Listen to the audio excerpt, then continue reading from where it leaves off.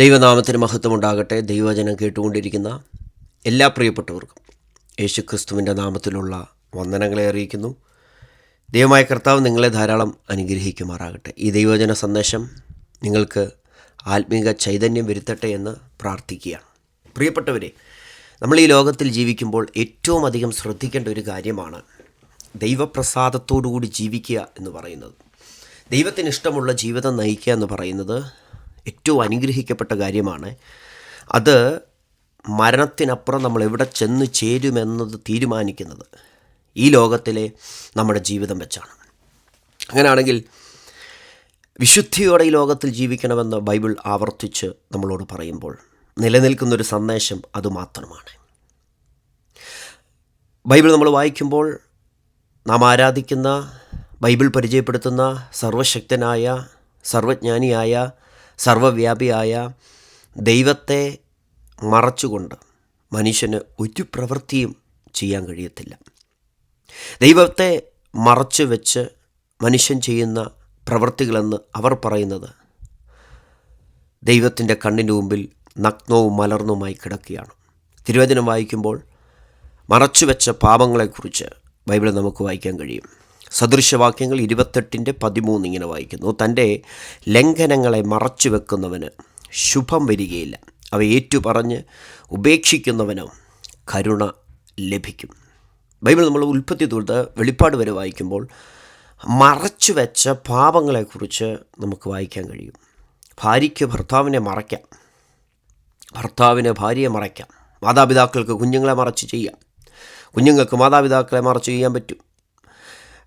കൂട്ടുവിശ്വാസിക്ക് മറ്റു വിശ്വാസിയെ മറച്ച് പല കാര്യങ്ങളും ചെയ്യാൻ പറ്റും. ആരും കണ്ടില്ലെന്ന് നമ്മൾ നടിച്ചാലും, ആരും കണ്ടില്ലെന്ന് നമ്മൾ ചിന്തിച്ചാലും, ദൈവത്തെ മറച്ച് ഒരു മനുഷ്യനും ഒന്നും ചെയ്യാൻ കഴിയത്തില്ല.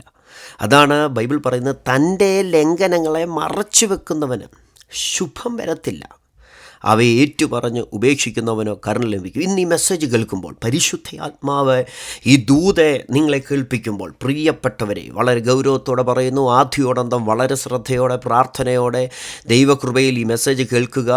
ഏതെങ്കിലും പാപങ്ങൾ മറച്ചു വെച്ചിട്ടുണ്ടെങ്കിൽ അതിന് ഈ മെസ്സേജ് കഴിയുമ്പോൾ പൂർണ്ണമായും ഉപേക്ഷിച്ച് ദൈവസന്നിധിയിൽ വിശുദ്ധിയോടെ നിൽക്കാൻ കഴിയുക. നമ്മുടെ ദൈവം ദഹിപ്പിക്കുന്ന അഗ്നിയാണ്, നമ്മുടെ വിഷയങ്ങൾക്ക് പരിഹാരം വരുത്തുന്നവനാണ്, അപ്പോൾ തന്നെ നമ്മെ ശോധന ചെയ്യുന്നവനാണ് ദൈവം. 139 സങ്കീർത്തനത്തിൽ വായിക്കുമ്പോൾ ഇങ്ങനെ പറയുന്നത്: യഹോവ എന്നെ ശോധന ചെയ്തറിഞ്ഞിരിക്കുന്നു. ദൈവം നമ്മെ ശോധന ചെയ്തറിയും.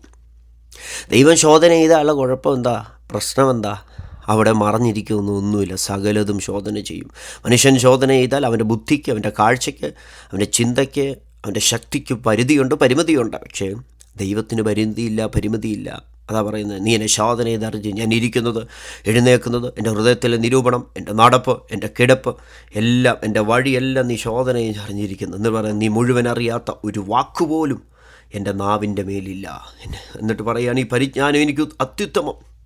ദൈവം അറിയാത്ത ഒന്നുമില്ലെന്ന് മാത്രമല്ല, ദൈവത്തെ ഒളിച്ച് മനുഷ്യൻ എങ്ങും പോകാൻ പറ്റത്തില്ല. നിൻ്റെ ആത്മാവിനെ ഒളിച്ച് ഞാൻ എവിടേക്ക് പോകുമെന്ന് 7-ാം വാക്യത്തിൽ വായിക്കുന്നു. സ്വർഗത്തിൽ കയറിയ അവിടെയുണ്ട്, പാതാളത്തിൽ കിടക്ക വിരിച്ചാൽ അവിടെയുണ്ട്. എന്നിട്ട് പറയുകയാണ്, താഴോട്ട് നമ്മൾ 139 സങ്കീർത്തനം വായിക്കുമ്പോൾ പറയുകയാണ്, ഇരുട്ടുപോലും നിനക്ക് മറവായിരിക്കത്തില്ല. സ്തോത്രം. എന്ന് പറഞ്ഞാൽ ഒരു മനുഷ്യന് ദൈവത്തെ മറച്ച് ഒന്നും ചെയ്യാൻ പറ്റത്തില്ല. ഒരുപക്ഷെ പാപം ചെയ്തിട്ട് ദൈവം ശിക്ഷിക്കുന്നില്ല എന്ന് കണ്ട് അതിനർത്ഥം ദൈവം കാണുന്നില്ലെന്നല്ല. ദൈവം ദീർഘക്ഷമയോടെ നോക്കിയിരിക്കുക. എന്തിനാണെന്നറിയാമോ? ദൈവസന്നിധിയിലേക്ക് മടങ്ങി വരുവാൻ, ചിലതൊക്കെ ഉപേക്ഷിക്കാൻ, ചിലതിനോടൊക്കെ ബൈ പറയാൻ. അത് റിലേഷൻഷിപ്പാകട്ടെ, സ്വഭാവങ്ങളാകട്ടെ, ശീലങ്ങളാകട്ടെ, പ്രവൃത്തികളാകട്ടെ, അതിനെ ഉപേക്ഷിക്കണം. പ്രിയപ്പെട്ടവരെ, മറച്ചു വെക്കാൻ ആർക്കും കഴിയത്തില്ല.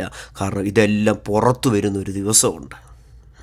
വെളിപ്പാട് പുസ്തകത്തിൽ യേശുക്രിസ്തുവിനെ കുറിച്ച് വായിക്കുന്നത് 1-ാം അധ്യായത്തിൻ്റെ 4-ാം വാക്യത്തിൽ, അവൻ്റെ തലയും തലമുടിയും വെളുത്ത പഞ്ഞി പോലെ ഹിമത്തോളും വെള്ളയും, കണ്ണ് അഗ്നിജ്വാലയ്ക്കൊത്തതും. അഗ്നിജ്വാലയ്ക്കൊത്ത കണ്ണുള്ളവൻ്റെ മുമ്പിലാണ് നമ്മൾ നിൽക്കുന്നത്. നമ്മളെ ശോധന ചെയ്യുന്നത് ആ കണ്ണാണ്.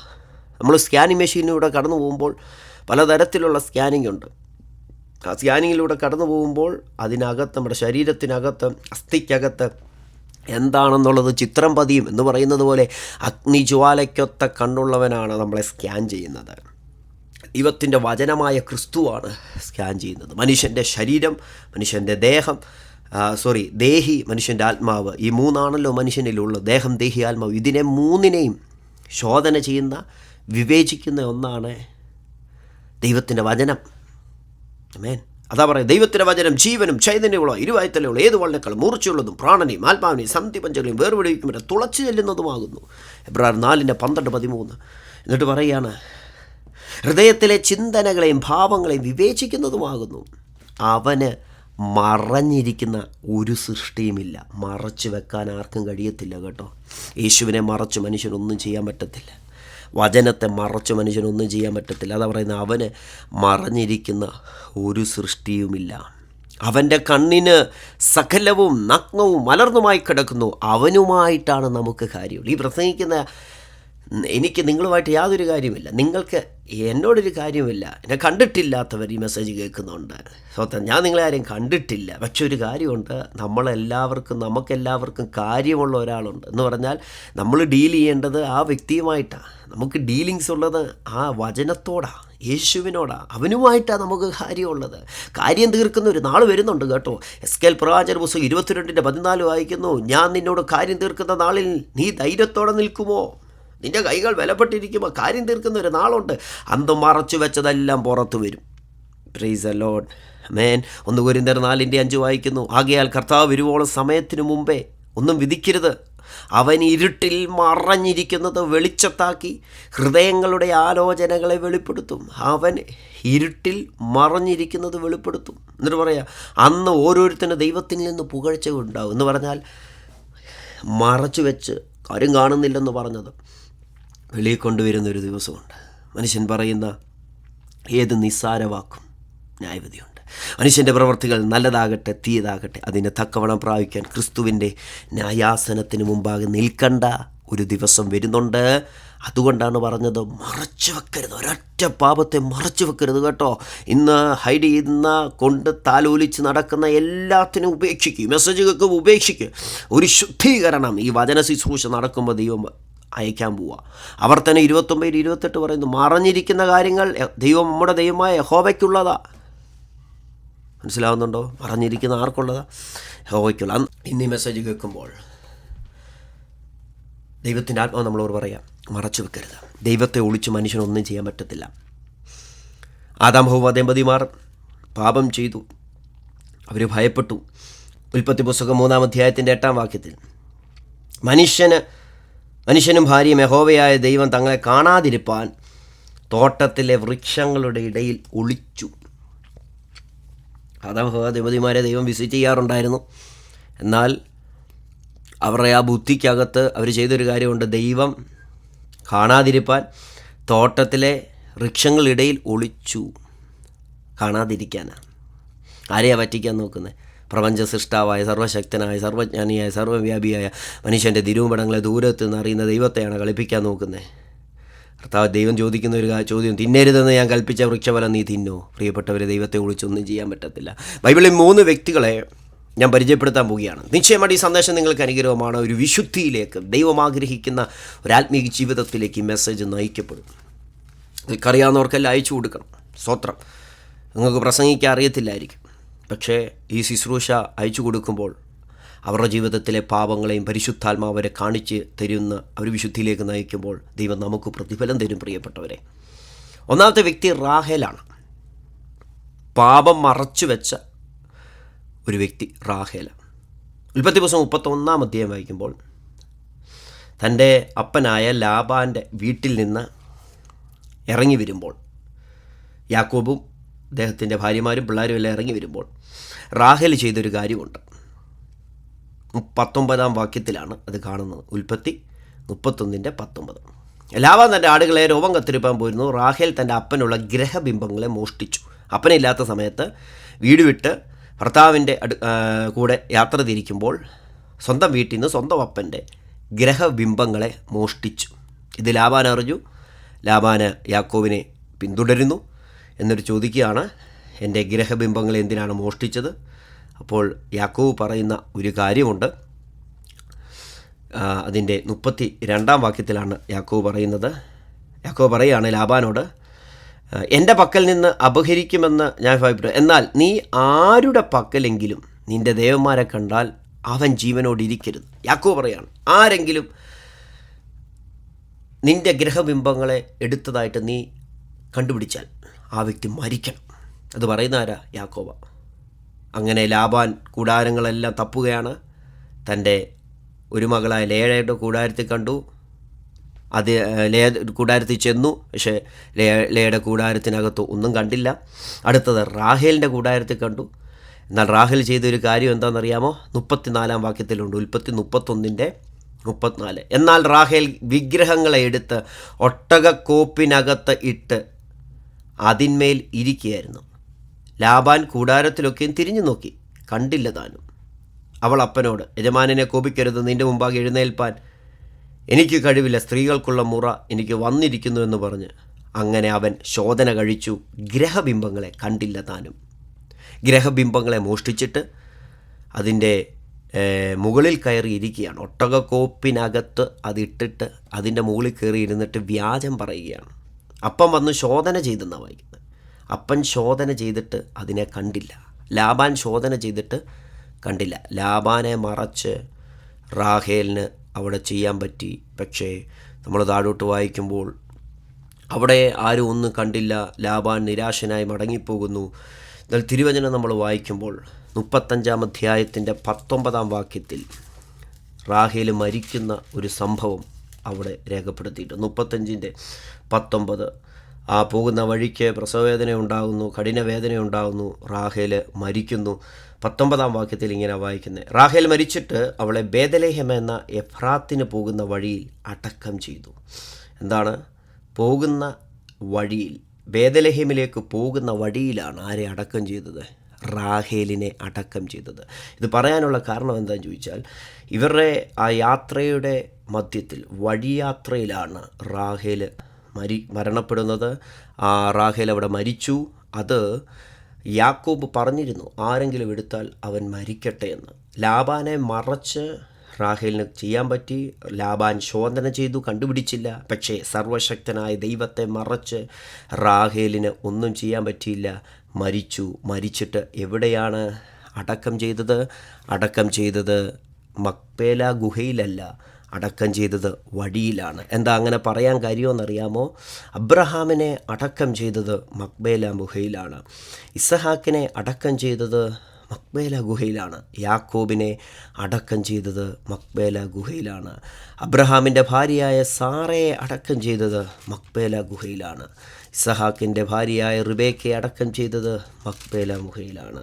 യാക്കോബിൻ്റെ ഭാര്യയായ ലേയെ അടക്കം ചെയ്തത് മക്പേല ഗുഹയിലാണ്. ഇവരെല്ലാം അടക്കം ചെയ്തത് മക്പേല ഗുഹയിലാണെന്ന് ദൈവത്തിൻ്റെ വചനം വായിക്കുന്നു. പക്ഷേ റാഹേലിനെ അടക്കം ചെയ്തത് വഴിയരികിലാണ്. എന്താ ഇതിൻ്റെ ആത്മീയ അർത്ഥം എന്നറിയാമോ? ഇതിൻ്റെ ആത്മീയ അർത്ഥം മറ്റൊന്നുമല്ല, എത്തേണ്ടിടത്ത് അവൾ എത്തിച്ചേർന്നില്ല. നമ്മൾ ഒരു യാത്രയിലാണ്. ഏത് യാത്രയിലാണ്?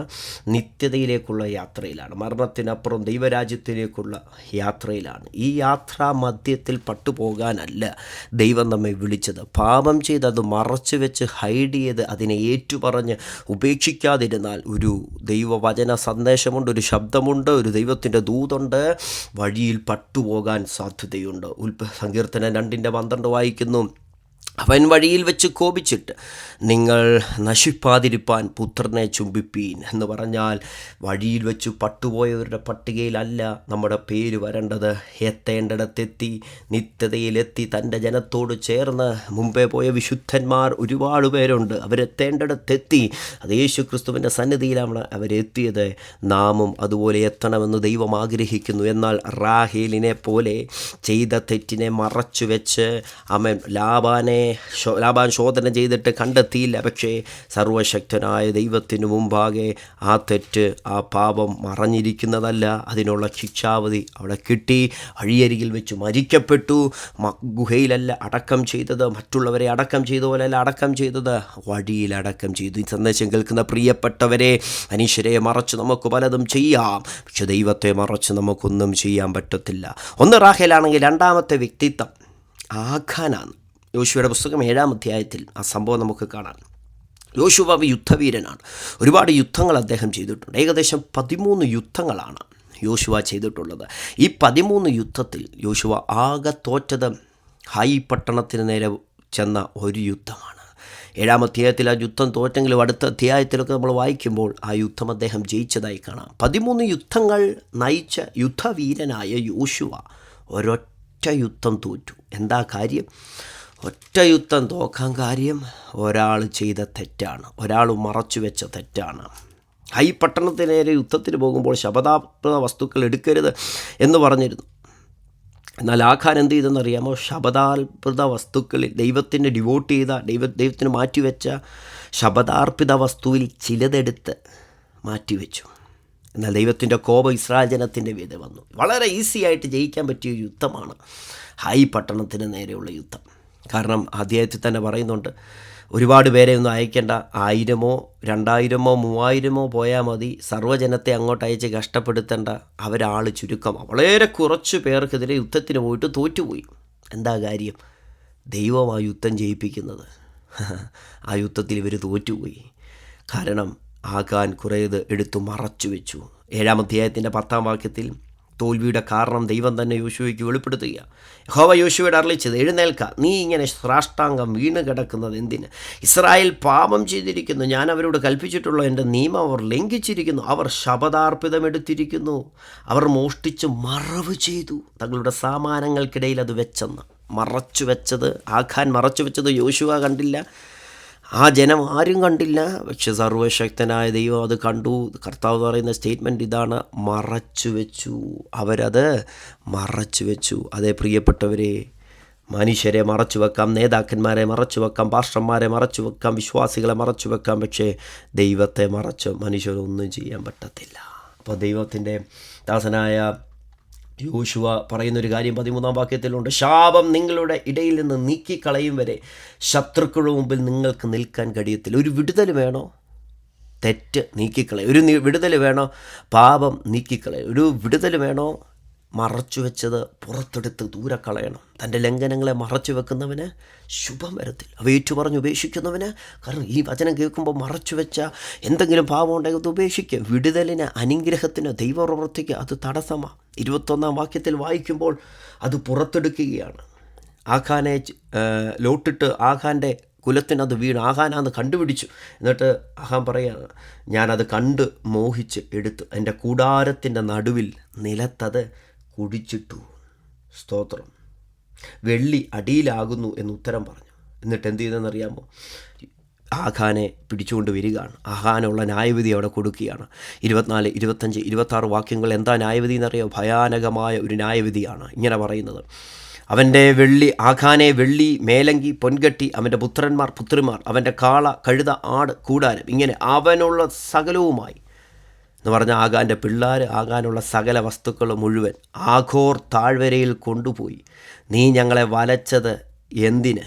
യഹോവ ഇന്ന് നിന്നെ വലയ്ക്കുമെന്ന് പറഞ്ഞു. എന്നിട്ട് ചെയ്തത്, ഇസ്രായേലെല്ലാം അവനെ കല്ലെറിഞ്ഞു, അവരെ തീയിലിട്ട് ചുട്ടുകളയുകയും കല്ലെറിയുകയും ചെയ്തു. ആരും കാണാതെ മറച്ചു വെച്ചത് ഇപ്പോൾ പബ്ലിക്കിൻ്റെ മുമ്പിൽ വെളിപ്പെട്ടെന്ന് മാത്രമല്ല, അവനെയും കല്ലെറിഞ്ഞ് തീയിട്ടു, അവൻ്റെ പിള്ളേരെയും കല്ലെറിഞ്ഞ് തീയിട്ടു. എത്ര ഭയാനകമായ ന്യായവിധിയാണ് പഴയ നിയമത്തിൽ അങ്ങനെ സംഭവിക്കും. പ്രിയപ്പെട്ടവരെ, ആർക്കും ഒരു അനുഗ്രഹം നമ്മൾ ചെയ്തില്ലെങ്കിലും മറ്റുള്ളവരുടെ അനുഗ്രഹത്തിൻ്റെ ഒരു തടസ്സമായി നമ്മൾ നിൽക്കരുത്. മറ്റുള്ളവരുടെ ജയത്തിന്, മറ്റുള്ളവരുടെ ആത്മീയ അനുഗ്രഹത്തിന് നമ്മളൊരു തടസ്സമായി നിൽക്കരുത്. ചത്ത ഈച്ച തൈലക്കാരൻ്റെ തൈലം മുഴുവൻ നാറുമാറാക്കുന്നുവെന്ന് ദൈവത്തിൻ്റെ വചനത്തിൽ വായിക്കുന്നു.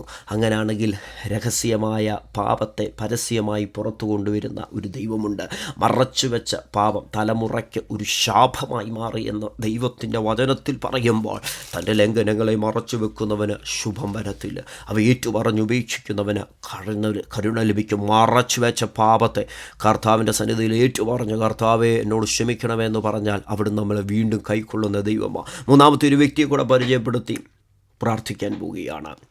അത് മറ്റാരുമല്ല, എലീശ പ്രവാചകൻ്റെ ശിഷ്യനായ ഗേഹസിയാണ്. 2 രാജാക്കന്മാരുടെ പുസ്തകം 5-ാം അധ്യായത്തിലാണ് ആ സംഭവം കാണുന്നത്. ആരാമിയ സൈന്യത്തിലെ സൈന്യാധിപനായ നായമാൻ എലീശ പ്രവാചകൻ്റെ അടുക്കൽ വന്ന് തൻ്റെ കുഷ്ഠം മാറുവാൻ പറഞ്ഞപ്പോൾ പ്രവാചകൻ പറഞ്ഞതനുസരിച്ച് ആ മനുഷ്യൻ്റെ കുഷ്ഠം മാറി. ആ മനുഷ്യൻ്റെ കുഷ്ഠം മാറി അനന്തരം എന്താണ് സംഭവിക്കുന്നത്? 16-ാം വാക്യത്തിൽ നായമാൻ ഏലീശയോട് പറയുകയാണ്, ഞാൻ സമ്മാനങ്ങൾ തരികയാണ്, ആ സമ്മാനങ്ങൾ നീ കൈക്കൊള്ളണം എന്ന് പറയുകയാണ്. ആ സമ്മാനങ്ങൾ കൈക്കൊള്ളണമെന്ന് പറഞ്ഞപ്പോൾ ഏലീശ പറയുകയാണ്, ഇല്ല, ഞാൻ സേവിച്ച് നിൽക്കുന്ന യഹോവയാണ്, ഞാൻ ഒന്നും കൈക്കൊള്ളുക ഇല്ല എന്ന് പറഞ്ഞു. അവനെ നിർബന്ധിച്ചു. ഏലീശയെ നിർബന്ധിക്കുകയാണ്, ഈ സമ്മാനങ്ങൾ കൈക്കൊള്ളണം. ജാതീയ മനുഷ്യനായ മറ്റു ദേവന്മാരെ ആഗ്രഹിക്കുന്ന ആരാധിക്കുന്ന നയമാൻ വന്ന് ഏലീശയ്ക്ക് സമ്മാനങ്ങൾ കൊടുക്കുമ്പോൾ നിർബന്ധിച്ചു, ഇന്നാ ഇത് മേടിച്ചേ പറ്റത്തുള്ളെന്ന് പറഞ്ഞപ്പോൾ ഏലീശ പറഞ്ഞു, ഞാൻ മേടിക്കത്തില്ല, എനിക്ക് വേണ്ട. പ്രിയപ്പെട്ടവരെ, 6-ാം അധ്യായം 7-ാം അധ്യായമൊക്കെ വായിക്കുമ്പോൾ ശമരിയയിൽ വലിയ ക്ഷാമം നടക്കുകയാണ്. വലിയ ക്ഷാമത്തിൻ്റെ സമയത്താണ് ആൾ വന്ന് സമ്മാനങ്ങൾ കൊടുക്കുന്നത്. പക്ഷേ എലീശ പറഞ്ഞു, വേണ്ട, എനിക്കതൊന്നും വേണ്ട, എനിക്ക് വേണ്ട. പക്ഷേ അദ്ദേഹം, നയമാൻ എന്ന് പറയുന്ന മനുഷ്യൻ, ഏലീശയുടെ സന്നിധി വിട്ടുപോയി. പോയപ്പോൾ ഏലീശ പ്രവാചകന് ഒരു ശിഷ്യനുണ്ട്, പേര് ഗേഹസി. അദ്ദേഹം ഇതെല്ലാം കണ്ടുകൊണ്ടിരിക്കുകയാണ്. അദ്ദേഹം പറയുകയാണ്, ഈ യജമാനൻ എന്താണ് ഒന്നും മേടിക്കാതെ ആ മനുഷ്യനെ വെറുതെ വിട്ടുകളഞ്ഞത്. എന്നിട്ട് താൻ മനസ്സിൽ പറയുക, ഞാൻ അല്പമെങ്കിലും വാങ്ങുമെന്ന് പറഞ്ഞ് അവൻ നയമാനെ പിന്തുടർന്നു. ഒരു പാപത്തിൻ്റെ ചിന്ത നമ്മെ പിടികൂടിയാൽ, നമ്മുടെ മനസ്സിനകത്ത് കയറിപ്പറ്റിയാൽ, മനസ്സിനകത്ത് കൊളുത്തു വീഴ്ത്തി കഴിഞ്ഞാൽ, അത് നേടിയെടുക്കാൻ കഴിയാതെ, അത് നേടിയെടുക്കുന്നത് വരെ നമ്മൾ അസ്വസ്ഥപ്പെട്ടിരിക്കും. ആ മനുഷ്യൻ ഓടുക. എന്തിനാ ഗേഹസി നീ ഓടുന്നേ? എങ്ങോട്ടാ നീ ഓടുന്നേ? അവൻ പറയും, എനിക്ക് വീട്ടിലിരിക്കാൻ പറ്റുന്നില്ല, എൻ്റെ അകത്തൊരു പാപത്തിൻ്റെ ചിന്തകിടെ, യജമാനൻ വേണ്ട എന്ന് പറഞ്ഞതിനെ ഞാൻ നേടിയെടുക്കാൻ വേണ്ടി ഓടുകയാണ്. അങ്ങനെ ആ മനുഷ്യനെ കാണുന്നു, നയമാനെ കാണുന്നു. എന്നിട്ടൊരു വ്യാജം പറയുകയാണ് 22-ാം വാക്യത്തിൽ. അതിൻ്റെ രഥത്തിന് പിന്നാലെ ഓടിയപ്പോൾ ഈ മനുഷ്യൻ കണ്ട ഒരാൾ ഓടി വരുന്നത് പ്രവാചക ശിഷ്യനാണെന്ന് പറഞ്ഞു. എന്നിട്ട് ഗേഹസിയാന്ന് മനസ്സിലായി. ഇപ്പോൾ പറയാണ്, ഇപ്പോൾ തന്നെ പ്രവാചക ശിഷ്യന്മാരിൽ 2 യൗവനക്കാർ എഫ്രീം മലനാട്ടിൽ നിന്ന് എൻ്റെ അടുക്കൽ വന്നിരിക്കുന്നു. അവർക്ക് 1 താലന്ത് വെള്ളിയും 2 കൂട്ടം വസ്ത്രവും തരയണമേ എന്ന് പറഞ്ഞു. ഇത് നേടിയെടുക്കാൻ ഒരു വ്യാജം പറയുകയാണ്. 1 താലന്ത് വെള്ളിയും 2 കൂട്ടം വസ്ത്രവും തരണമെന്ന് യജമാനൻ പറഞ്ഞു എന്ന് പറയാണ്. ഏലീശയെ കൂടെ ഈ വിഷയത്തിനകത്ത് വലിച്ചിടുകയാണ്, വ്യാജം പറഞ്ഞുകൊണ്ട്. അത് കേൾക്കാൻ നോക്കിയിരിക്കേണ്ട നയമാൻ പറയാണ്, എന്തിനാ 2 താലന്ത് വാങ്ങിക്കൂ. 2 താലന്ത് വാങ്ങി. എന്നിട്ട് സംഭവിച്ചത് 23-ാം വാക്യത്തിലുണ്ട്. 2 താലന്ത് വാങ്ങണമേ എന്ന് നയമാൻ പറഞ്ഞു. അവനെ നിർബന്ധിച്ച് 2 സഞ്ചിയിൽ 2 താലന്ത് വെള്ളിയും 2 കൂട്ടം വസ്ത്രവും കിട്ടി ബാല്യക്കാരിൽ 2 പേരുടെ പക്കൽ കൊടുത്തു. അവരത് ചുമന്നുകൊണ്ട് അവൻ്റെ മുമ്പിൽ നടന്നു. കുന്നിനരികെ എത്തിയപ്പോൾ അവനത് അവരുടെ കയ്യിൽ നിന്ന് വാങ്ങിയിട്ട് സൂക്ഷിച്ചു വെച്ചു. ബാല്യക്കാരെ അയച്ചു കളഞ്ഞു. 2 ബാല്യക്കാരുടെ തോളത്ത് വെക്കത്തക്ക നിലവാരത്തിൽ വലിയ കൂട്ടം സമ്മാനങ്ങൾ വാങ്ങിക്കൊണ്ട് വരികയാണ്. ആ ബാല്യക്കാരെന്ത് ചെയ്തു? വീട്ടിൻ്റെ മുന്നിൽ വന്നപ്പോൾ ഏലീശയുടെ ശിഷ്യനായ ഗേഹസി പറഞ്ഞു, നീ ഇവിടെ വെച്ചോ. ഇവിടെ വെച്ചിട്ട് അവരെ പറഞ്ഞയച്ചു. ആരും കാണാതെ വീട്ടിനകത്ത് സൂക്ഷിച്ചു വെച്ചെന്നാണ് വായിക്കുന്നത്. റാഹേലിൻ്റെ കാര്യം നമുക്കറിയാം, ഒളിപ്പിച്ചു വെച്ചല്ലേ, ആ ഒട്ടക കോപ്പിനകത്ത് ഒളിപ്പിച്ചു വെച്ചു. ആഖാൻ എന്ത് ചെയ്തു? അതും മറച്ചു വെച്ചു. ഇവിടെ നോക്കിക്കേ, ഗേഹസി എന്ത് ചെയ്തു? അത് സൂക്ഷിച്ചു വെച്ചു. ആരും കാണാതെ സൂക്ഷിച്ച് ഒളിപ്പിച്ചു വെച്ചു. ആരും കണ്ടില്ല. 2 ബാല്യക്കാരെ വന്ന് ഇത് കൊടുത്തത് ആരും കണ്ടില്ല, അയച്ചു കളഞ്ഞെന്നാണ് പറഞ്ഞു. ഇത് കണ്ടപ്പോൾ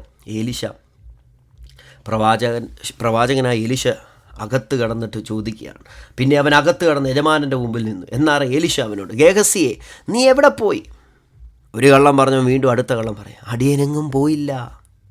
എന്നാൽ വെളിപ്പാടുള്ള അഭിഷേകത്തിന് ഇരട്ടിപ്പുള്ള പങ്കുള്ള പ്രവാചകൻ പറയുകയാണ്, ആ പുരുഷൻ രഥത്തിൽ നിന്നിറങ്ങി നിന്നെ എതിരേറ്റപ്പോൾ എൻ്റെ ഹൃദയം നിന്നോടുകൂടെ പോരുന്നില്ലയോ? ദൈവം സമ്പാദിപ്പാനും വസ്ത്രവുലുത്തോട്ടം, മുന്തിരിത്തോട്ടം, ആടുമാടുകൾ, ദാസിദാസം എന്നിവ മേടിപ്പാനും ഇതാകുന്നുവോ സമയം? ആകയാൽ നയമാൻ്റെ കുഷ്ഠം നിനക്കും നിൻ്റെ സന്തതിക്കും എന്നേക്കും പിടിച്ചിരിക്കുമെന്ന് അവനോട് പറഞ്ഞു. അവൻ ഹിമം പോലെ വെളുത്ത് കുഷ്ഠരോഗിയായി അവനെ വിട്ട് പുറപ്പെട്ടു പോയി. നയമാൻ്റെ സ്വത്ത് മേടിക്കുവാൻ, പ്രവാചകൻ വേണ്ട എന്ന് പറയുന്നത് മേടിക്കുവാൻ വ്യാജം പറഞ്ഞുകൊണ്ട് ഒളിച്ച് മറച്ച് ആരും കാണാതെ പോയി മേടിച്ച് സൂക്ഷിച്ചു വെച്ച ഗേഹസിയുടെ അവസ്ഥ എന്താണെന്നറിയാമോ? നയമാൻ്റെ കുഷ്ഠം കൂടെ ഇവന് കിട്ടുകയാണ്. അവൻ അറിയാത്ത ബന്ധനം അവൻ്റെ ജീവിതത്തിൽ ആ സ്വത്തിലൂടെ കടന്നു വന്നു. പ്രിയപ്പെട്ടവരെ, ദൈവത്തിൻ്റെ പൈതലെ, സാമ്പത്തിക കാര്യത്തിലാകട്ടെ, ഏത് വിഷയത്തിലാകട്ടെ, നമ്മൾ തെറ്റായ രീതിയിൽ മേടിക്കുന്നതിൻ്റെ കൂട്ടത്തിൽ അവിടുന്ന് ലാഭമുണ്ടായാലും അറിയാത്ത ബന്ധനം വീട്ടിനകത്ത് കയറും, കുടുംബങ്ങൾക്കകത്ത് കയറും, തലമുറകൾക്കകത്ത് കയറും. ഗേഹസി അറിയാത്ത നയമാൻ്റെ കുഷ്ഠം കൂടെ അനുസരണക്കേട് കാണിച്ച് മറച്ചു വെച്ച് രഹസ്യ പാപത്തിനകത്തൂടെ തൻ്റെക്ക് മാത്രമല്ല തൻ്റെ തലമുറയ്ക്കും കയറുകയാണ്. ഇങ്ങനെയാണ് വായിക്കുന്നത്. അവിടെ പറയുക, നയമാൻ്റെ കുഷ്ഠം നിനക്കും നിൻ്റെ സന്തതിക്കും എന്നേക്കും പിടിച്ചിരിക്കും. ആരും കാണാതെ ചെയ്തത് ഇപ്പം എല്ലാവരും അറിഞ്ഞു. കുഷ്ഠം ബാധിച്ച വ്യക്തികൾ അവരുടെ ശരീരത്ത് അത് കാണാൻ പറ്റും. എത്ര ഹൈഡിയാലും അത് പറ്റത്തില്ല. നോക്കിക്കേ, മറച്ചു വെച്ച പാപം ഇപ്പോൾ എല്ലാവരും കാണും. നായ്മാൻ്റെ പിള്ളേർ കുഷ്ഠരോഗിയായി. എന്താ മോനെ ഇങ്ങനെ എന്ന് ചോദിച്ചാൽ പറയും, അന്ന് എൻ്റെ അപ്പൻ ചെയ്തൊരു തെറ്റാണ്, തെറ്റ് മറച്ചു വെച്ച് ചെയ്ത തെറ്റ്, ആരും കണ്ടില്ലെന്ന് പറഞ്ഞ തെറ്റ്. ഇപ്പോഴത്തേണ്ട തലമുറകളുടെ മേലുള്ള കുഷ്ഠം എല്ലാവരും കണ്ടു. മാത്രമല്ല, കുഷ്ഠരോഗിയായ വ്യക്തികൾ അക്കാലത്ത് പാളയത്തിന് പുറത്തു പോകണം. കാരണം അവരുടെ രോഗം പടരാൻ സാധ്യതയുണ്ട്. അത് നിയമമാണ്. ലേവ്യ പുസ്തകത്തിനകത്ത് അങ്ങനെ നിയമം കിടപ്പുണ്ട്. 13-ാം അധ്യായത്തിൻ്റെ 45-46 വാക്യത്തിനകത്ത്. പ്രിയപ്പെട്ടവരെ നോക്കിക്കേ, അവൻ ദൈവസന്നിധി വിട്ടുപോയി, പ്രവാചകൻ്റെ സന്നിധി വിട്ടുപോയി. അവരുടെ കുടുംബം മുഴുവൻ ഇപ്പോൾ പാളയത്തിന് പുറത്താ. എന്താ കാര്യം? മറച്ചു വെച്ചു, പാപം മറച്ചു വെച്ച്. ഇന്ന് ദൂത് കേൾക്കുന്ന ദൈവത്തിൻ്റെ പൈതലെ, തൻ്റെ ലംഘനങ്ങളെ മറച്ചു വെക്കുന്നവന് ശുഭം വരത്തില്ല. റാഹേലേ, നിനക്ക് ലാബാനെ മറയ്ക്കാൻ പക്ഷേ ദൈവത്തെ മറയ്ക്കാൻ പറ്റത്തില്ല. ആഖാനെ, യോശുവേ, ഇസ്രായേൽ ജനത്തെ നിനക്ക് മറയ്ക്കാൻ പക്ഷേ ദൈവത്തെ മറയ്ക്കാൻ പറ്റത്തില്ല. ഗേഹസിയെ, പ്രവാചകനെ മറച്ചു എന്ന് നീ പറഞ്ഞ കാര്യം അത് മറയ്ക്കപ്പെട്ടതല്ല. ദൈവം അത് കണ്ടു, ന്യായം വിധിച്ചു. അങ്ങനെയാണ് ഈ വചനത്തിനു മുമ്പാകെ നമ്മെ തന്നെ സമർപ്പിച്ച് ഭക്തിയോടെ ദൈവസ്ഥനെ നിൽക്കാം. തൻ്റെ ലംഘനങ്ങളെ മറച്ചു വെക്കുന്നവന് ശുഭം വരത്തില്ല. ആരാ പിന്നെ രക്ഷപ്പെടുന്നത്? ആരാ കരുണ ലഭിക്കുന്നതേ? തൻ്റെ ലംഘനങ്ങളെ മറച്ചു വെക്കുന്നവന് ശുഭം വരത്തില്ല. അത് ഏറ്റുപറഞ്ഞു ഉപേക്ഷിക്കുന്നവന് കരുണ ലഭിക്കും. ദൈവത്തോട് പറ, കർത്താവേ, മറച്ചു വെച്ച ഒരുപാട് പാവങ്ങളുണ്ട്, മറച്ചു വെച്ച ഒരുപാട് തെറ്റുകളുണ്ട്, ക്ഷമിക്കണമെന്ന് പറ. ഏറ്റുപറ, ഉപേക്ഷിക്ക്, കരുണ ലഭിക്കും. പരിശുദ്ധ പിതാവേ, അനുഗ്രഹിക്കപ്പെട്ട നല്ല സമയത്തിനായി സ്വതന്ത്ര ലോകരാജ്യങ്ങളിൽ ഇരുന്നു കൊണ്ട് ഈ ദൈവവചനം ശ്രദ്ധിച്ച സകല വ്യക്തികൾക്ക് വേണ്ടി പ്രാർത്ഥിക്കുന്നു. ഞങ്ങളുടെ പാപങ്ങൾ മറച്ചു വെച്ചാലും അങ്ങത് പുറത്തെടുക്കുന്നെന്ന് ദൈവത്തിൻ്റെ വചനത്തിൽ വായിക്കും. ഒരിക്കലും മറച്ചു വെച്ച് പാപം ചെയ്യാൻ അനുവദിക്കരുത്. ഒരു പാപവും ചെയ്യുവാൻ ഞങ്ങൾ അനുവദിക്കരുത് കർത്താവേ. ഈ സന്ദേശം കേട്ട് ഏതെങ്കിലും വ്യക്തി മറച്ചു വെച്ച് പാപം ചെയ്യുന്നവരുണ്ടെങ്കിൽ കർത്താവേ, അവർക്കത് വെളിപ്പെടുത്തണം, വിശുദ്ധിയിലേക്ക് നയിക്കണം, നിത്യരാജ്യത്തിൻ്റെ അവകാശികളാക്കിയപ്പോൾ ഞങ്ങളാരും കൈവിടപ്പെട്ടു പോകാൻ അനുവദിക്കരുത്. ദൈവത്തോട് പ്രാർത്ഥിക്കുന്നു. ഒരുമിച്ച് അനുഗ്രഹിക്കും യേശുവിൻ നാമത്തിൽ. ആമേൻ.